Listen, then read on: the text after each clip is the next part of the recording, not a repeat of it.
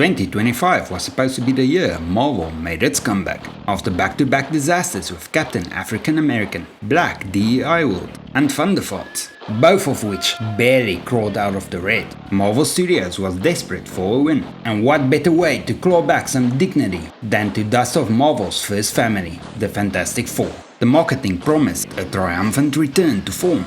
No reshoots, no production meltdowns, and a classic adventure free from politics. And of course, just enough fabricated controversies to get people talking about it. It sounded too good to be true, and to the surprise of no one, it was. This isn't another total disaster, but it isn't salvation either. The Fantastic Four First Steps is a mid-movie caught between repentance and relapse. It's Marvel trying to turn the ship around while still pretending it never hit the iceberg. You can feel the studio trying to be better, more focused, more cinematic, less Twitter activism with CGI. But then, in the middle of that sincerity, someone still sneaks in a gender swap, a monologue about unity, and a dash of collectivist utopia so thick it makes Stalin blush. So no, it's not quite The Woke Awakens, but it's not Iron Man either. It's a middle-aged apology tour dressed in spandex, asking us to believe that change is happening. Trust us bro,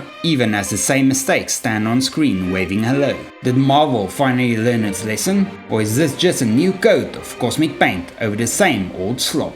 Let's find out together. We open not with a bang, but with a pregnancy announcement. Sue Storm tells Pedro Pascal she's expecting, and the movie's tone is immediately clear. This isn't Fantastic Four, this is Fantastic Four. Vanessa Kirby looks the part, icy blonde perfection, but she delivers her lines like a chain-smoking phone sex operator. Talking was not the important part. Hey, you, what's your problem? Nothing is going to change. She sounds less like a superhero and more like she's about to tell you your credit card has been declined. Then comes the exposition. 6 straight minutes of narrated world building so heavy-handed it could double as a communist propaganda reel. The Fantastic Four are now global overlords. And they became our leaders. Having gotten superpowers and defeated a dozen supervillains, and then decided, you know what this world needs? Less freedom. They create the Future Foundation, a global UN that controls the whole world and takes orders from the Fantastic Four, but mostly from Sue Storm. They dismantle the world's militaries, ban weapons, and leave 4 spandex-clad demigods as the sole protectors of Earth. So no Second Amendment rights for citizens in this euphoric, crime-free communist utopia. Apparently the only thing that stood between us and global peace was democracy. It's utopia by dictatorship and everyone loves it. All hail the Fantastic Four, saviors of the proletariat. Sounds almost like the happy place in Peacemaker, except black people are included here. We get a dinner scene, everyone's happy, Sue's glowing, Pedro's twitching, Johnny's smiling, and Ben Grimm is there, like a leftover rock from a cancelled Avengers set. The Thing deduces Sue is pregnant because the plot needs him to. Superhuman deduction from a man made of gravel. They toast to the unborn child while the movie congratulates itself for being about family. That word studios use when they've run out of plot. Next, we're told the world is obsessed with the Fantastic Four's holy child. It's all over the news, every headline, every conversation. Pedro Pascal baby-proofs the apartment and the world, while looking like he's 2 sleepless nights away from inventing Skynet. In his lab, he unveils his newest creation, teleportation. How? Don't worry about it. Science happens. Buttons are pressed. The city's power grid blacks out because Pedro just plugged God into a wall socket. While the lights flicker, the computer logs alien transmissions. Johnny Storm, the supposed hot-head womanizing adrenaline junkie, is now a polyglot linguist language expert. So he is a nerd and not the hothead womanizer we expected. Because in this universe, being fun or masculine is a liability. Johnny decodes cosmic radio chatter while sounding like a bored grad student. And you can almost hear the studio execs clinking soy lattes in victory. And if he is a language nerd, then why was he selected as one of the 4 brightest minds to go with Pedro Pascal on the original space mission where they got their powers? Stinks of 1960s nepotism, this does. Meanwhile, Pedro and Sue discuss some qualms whether the baby will be born with powers, which Sue solves by turning her midsection invisible so they can check. It's a weirdly clinical moment of her using her superpowers to do an ultrasound. Oh, I get how her powers will be in this film. This isn't going to be invisibility, force shields and force push. This is going to be full-on controllable and remote invisibilikinesis and magic Scarlet Witch energy that can telekinese anything in any way and make her narratively unstoppable. This isn't just plot armor, she's got the keys to the entire plot armory. So she will just women handle everything because heaven forbid the men do anything important. Gotcha. I was worried for my channel because Disney said they have changed their ways. But no, it's just the same shit coming out of a different butt. Ben Grimm's subplot, if you can call it that, is about refusing to say it's clobbering time. What time is it? Say the date! That's not really something I say. Because according to modern Marvel logic, catchphrases are childish and something only toxic comic book fans would like. And punching things is so 2010 toxic masculinity, and we don't need that. Instead, he gets to lift a car for cheering kids like a discount Santa Claus at a rock quarry. Oh, and a woman shows up. So now we will at least get the insecurity arc, where he worries about his looks and if he could ever have a girl and... oh, no, just normal flirting. Guess she likes it hard. Family dinner time again. But don't get too comfortable, cause the sky turns to fire and brimstone. And we're finally promised some cosmic chaos. Enter the Silver Surferess, descending like a flat-chested chrome goddess of doom, proclaiming blah blah blah, planet marked for death, will be consumed. I herald Galactus. Then she zips off again. Johnny gives chase, clinging to a surfboard like a hopeful simp, where she whispers a cryptic line in alienese. Moha kupiro ame.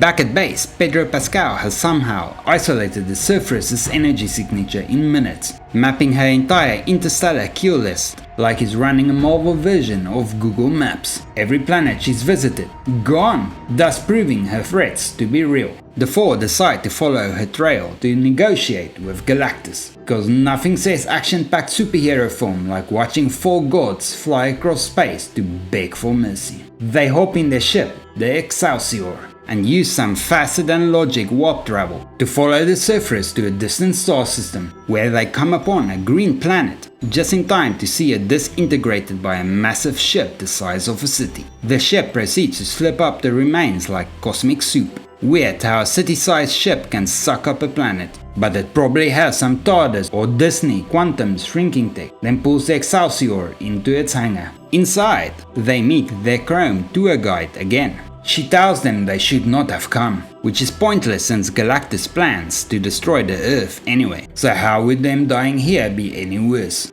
Johnny asks what she whispered earlier. She gives him the translation. This is important for the plot later. They finally reach Galactus, a skyscraper-sized cosmic god rendered in CGI that took most of the movie's budget. Finally, a comic book accurate villain that is not reimagined for a modern audience. Pity that they copied Zack Snyder's lightning techniques. At least he is purple. He offers them a deal: spare Earth in exchange for their unborn child, who apparently has the power cosmic. Because Galactus is tired and wants to retire. It's biblical, absurd, and unintentionally hilarious. Galactus gives Sue the evil eye, which makes her go into labor, which might be the first documented case of ocular-induced baby delivery. Pedro refuses the deal, so they scuttle away back to the ship, while Johnny distracts the deity by blowing up his feeding tubes. It's chaos, but not the good kind. It's a kind that feels like a fever dream written by committee. They escape with Sue mid-labor, pursued by the Surferess. They jump into warp space, but she follows. To lose her, they drop out of hyperspace near a black hole, and tricks the Surferess to fall into it. Pedro Pascal claims Sue needs gravity to give birth, which is bullshit by the way, since women don't need gravity to birth a child at all, as the process relies entirely on muscle pushing combined with the natural force of contractions. Guess he's a genius in every field except biology. Anyway, They fly close to the black hole in order to get some gravity, because that's a safe place for childbirth. They deliver the baby clean, calm, and without a messy glob of amniotic fluid floating about, because icky bodily fluids don't exist in Disney's Utopia. They return to Earth as heroes. The crowd cheer as they land. They are then escorted to a press room, where the journalists ask them how they defeated Galactus. And here the film gets real stupid real fast. Pedro tells the press, yeah, so like we didn't actually fight Galactus.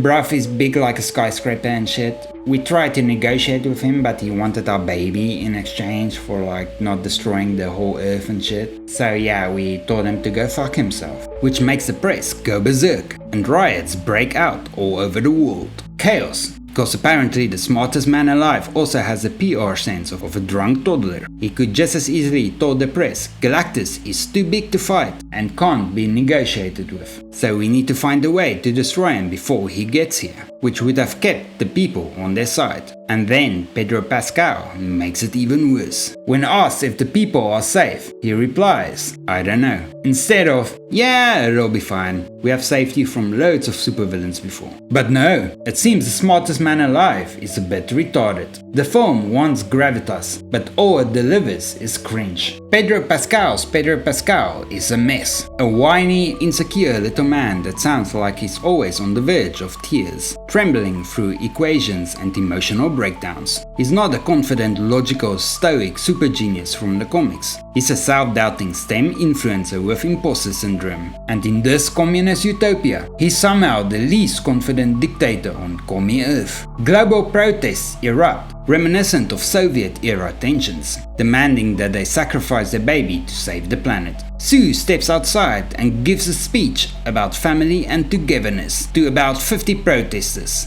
and magically the entire world calms down. The Soviet Union couldn't manage that in 70 years, but sure, one heartfelt monologue from a liberal white woman fixes everything. Meanwhile, Johnny discovers that the alien phrase the Surfer's whispered matches a transmission from space. He claims he can now translate the entire language from a single sentence, which is not how linguistics or logic works. Which of those sounds are which words? How does he know which alien words correspond to which English words? And how does he know what word order the alien language follows? And that is just that one sentence. No way in how you are translating a whole language from one sentence. But hey, he's the token genius of the group now. Pedro's solution? Save commie Earth by teleporting the planet far away, where Galactus can't find them. Is this how they will get to the MCU's Earth 616? That is what a smart writer would write. Also leaves the threat of Galactus open for future films. He orders the world to build teleportation bridges, which will take months, which is pointless since teleporting the Earth would be impossible. Keep in mind it took all the power of a city to teleport an egg, so to save up enough power to teleport the Earth would take about 1,000 years. Instead, we are treated to a montage over a couple of days, weeks, months, whatever,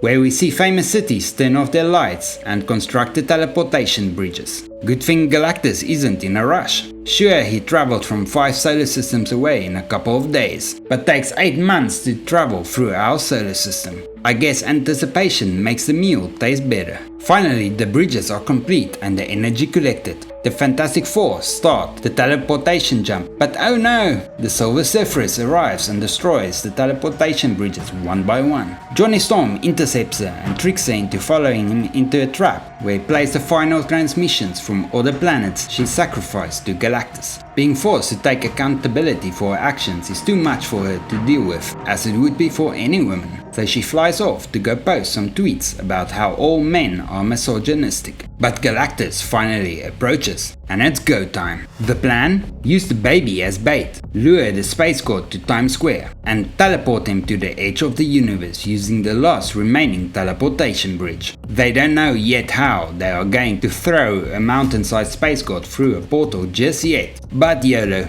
it's idiotic, suicidal, and honestly the most fun the movie has been in 2 hours. They evacuate the city to the underground with Moleman's help. Galactus arrives, all seems to go to plan. He scans the city and sees the baby in Times Square and moves towards it. But the Fantastic Four do the old switcheroo and replaces the baby with a decoy. But just before he gets into position so they can teleport him, he realizes he has been duped. He changes course for the Baxter building. The Fantastic Four tries to stop him in various ways, with little effect. Ben Grimm throws vehicles at him. Johnny Storm sets him on fire. Galactus just yeets the thing into space, and Johnny follows to save him. Pedro Pascal does some Temu Spider-Man moves to get on Galactus' back and pop one of his lava pimples. Galactus stretches him out like a slinky. Luckily, Johnny Storm comes flying in, pushing Ben Grimm like a comet, and power punch Galactus in the face with enough force to mildly inconvenience him so that he drops Pedro Pascal. Galactus reaches the Baxter building and grabs the baby. Sue Storm enters the folly and shows she has the power to push him about because she is a mother. Pedro goes to grab the baby while Sue Storm pushes Galactus to the portal.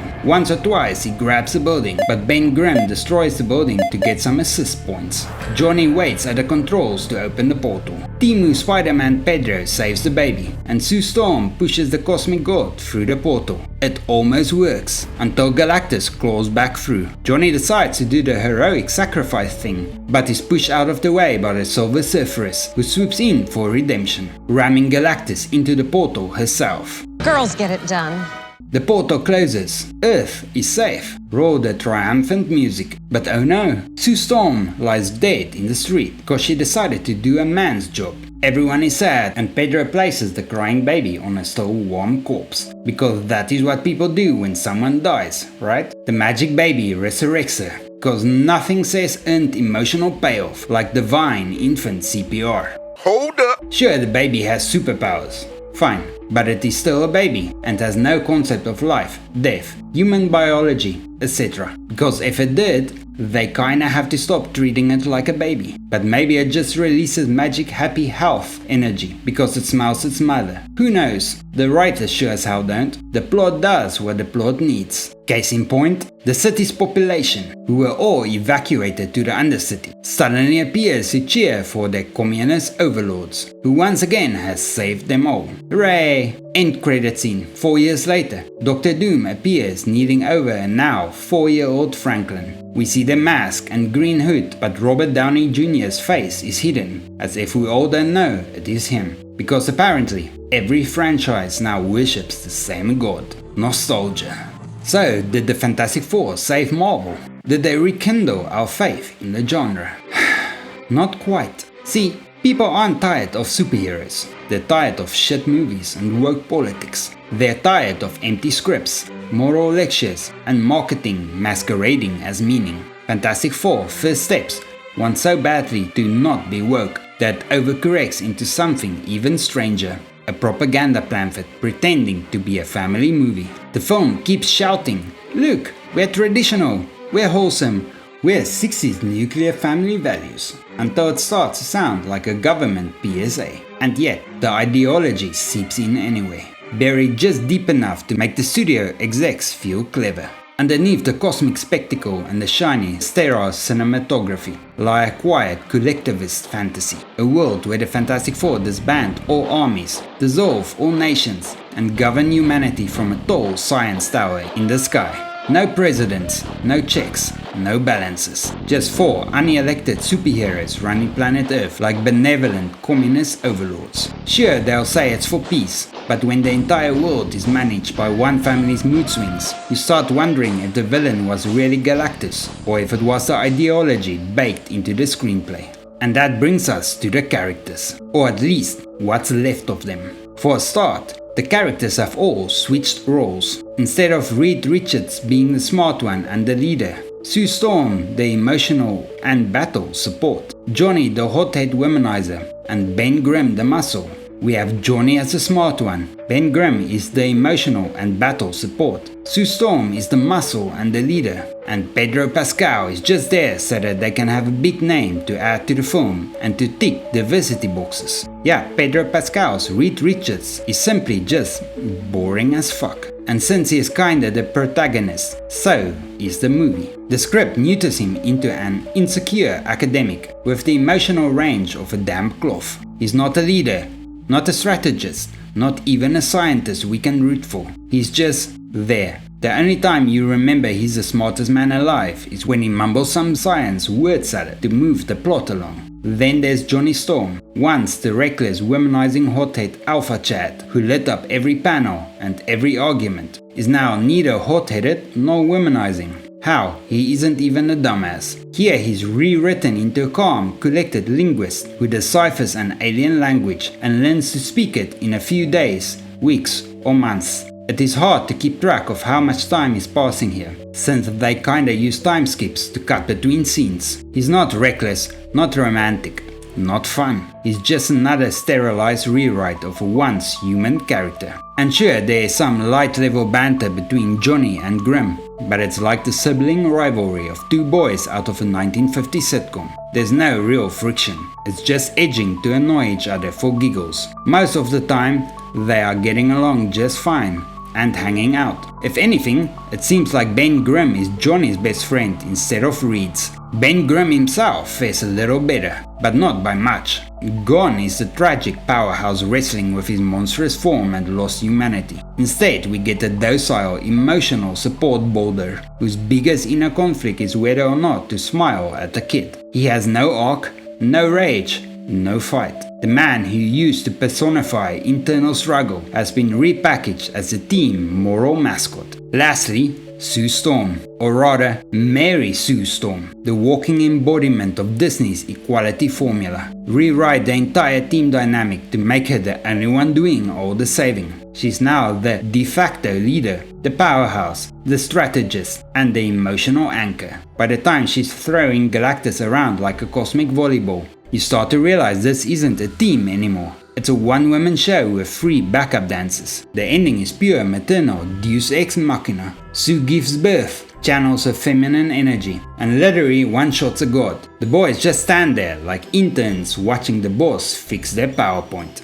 It's all so close to being good, and that's what makes it so frustrating. The movie looks fantastic. The retro-futuristic Jefferson aesthetic, the 60s style tech, the cosmic chick of Galactus' ship, and Galactus himself all look amazing. But beautiful cinematography can't hide the fact that the movie is boring. Scenes drag, tensions dissolve, and the emotional beats land softer than a CGI punch. The pacing is an assembly line. Setup, exposition, plot dump, quip, explosion, repeat. There are flashes of potential.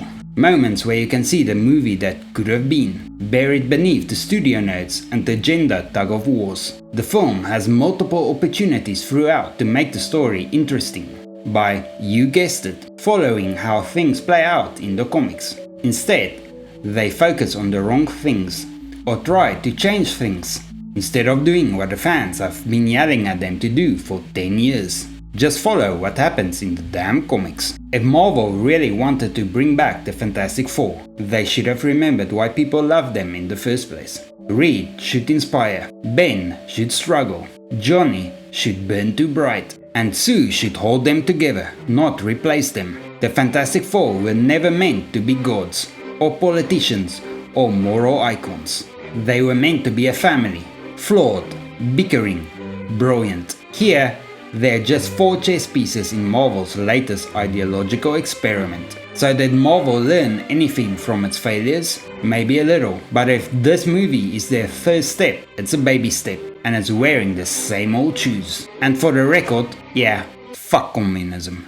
But what do you think? Did Fantastic Four make you nostalgic for the comics you read as a kid? Or do you regret downloading the scrap? Let me know in the comments. Marvel fans, Disney haters, and every flavor of basement philosopher are all welcome. If you enjoyed this breakdown, slap that like button like it just called your mother mid. Subscribe and ring the bell so you don't miss my next cinematic autopsy. And hey, if you want to toss a coin my way, you can tip me on buymeacoffee.com, coffee.com, or PayPal me. Links in the description. This channel runs on spite and caffeine, not studio funding. So if you can support, awesome. If not, sharing helps just as much. Thanks for watching. See you in my next rant. So I put my hands up and play my song, the butterflies fly away.